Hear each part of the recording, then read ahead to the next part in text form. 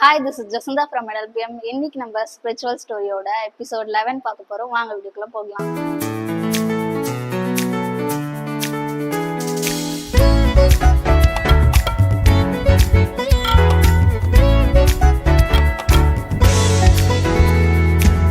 ஒரு அரசருக்கு 3 பெண் பிள்ளைங்க இருந்தாங்களாம்.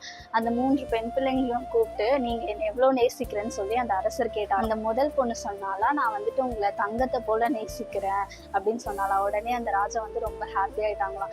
ஏன்னா அவங்களுடைய அரண்மனையில வந்துட்டு நிறைய தங்கம் எல்லாமே இருந்தாலும் அந்த தங்கத்து மேல அவருக்கு ரொம்ப கிரேஸா, அதனால ரொம்ப ஹாப்பி ஆயிட்டாராம். 2வது மகள் சொன்னாரா, நான் உங்களை வைன் போல நேசிக்கிறேன், திராட்சரசத்தை போல நேசிக்கிறேன் அப்படின்னு சொன்னாலாம். அவருக்கு வந்துட்டு வைன்னா ரொம்ப பிடிக்கும், அதனால ரொம்ப ஹாப்பி ஆயிட்டாராம். 3வது பிள்ளை சொன்னாலாம், அப்பா நான் வந்துட்டு உங்களை உப்பை போல நேசிக்கிறேன் அப்படின்னு சொன்னாலாம். உடனே அந்த ராஜாவுக்கு ரொம்ப கோவம் வந்துச்சான். என்ன யூஸ்லெஸ்ஸான திங் கூட எனக்கு கம்பேர் பண்ற அப்படின்னு சொல்லி ரொம்ப கோவப்பட்டாராம். எனக்கு தெரியும் என் மேல உனக்கு பாசமே இல்லை, முதல்ல இங்க இருந்து போ, இனிமே நான் உன்னை பார்க்கவே கூடாது அப்படின்னு சொல்ல. உடனே அந்த கடைசி பொண்ணு அந்த அரண்மனையில இருக்க சமையல்காரர்கிட்ட போயிட்டு, நாளைக்கு நடக்க போற ராஜ விருந்துல எந்த சாப்பாடுலயும் உப்பு போடக்கூடாது அப்படின்னு சொன்னாலாம். இந்த சமையல்காரருக்கும் இந்த பொண்ணை ரொம்ப பிடிக்கிறதுனால அந்த பொண்ணு சொன்ன மாதிரி அவங்க கேட்டாங்களாம். அந்த விருந்து நேரமும் வந்துருச்சான்.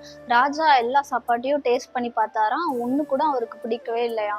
ரொம்ப டிசப்பாயிண்ட் ஆயிட்டாரா. உடனே செம்ம கோவமா அந்த சமையல்காரரை கூப்பிட்டு, என்ன இது ஒரு சாப்பாட்டுலயே உப்பு இல்லை, டேஸ்ட்லெஸ்ஸா இருக்கே அப்படின்னு கேட்டாராம். அதுக்கு அந்த சமையல்காரர் சொன்னாரா, நேத்துதான் உங்களுக்கு உப்பு பிடிக்காது, உப்பு ஒரு யூஸ்லெஸ் திங்குன்னு சொன்னீங்களே, அதனாலதான் நான் எந்த சாப்பாட்டுலயும் உப்பு போடலை அப்படின்னு சொன்னாராம்.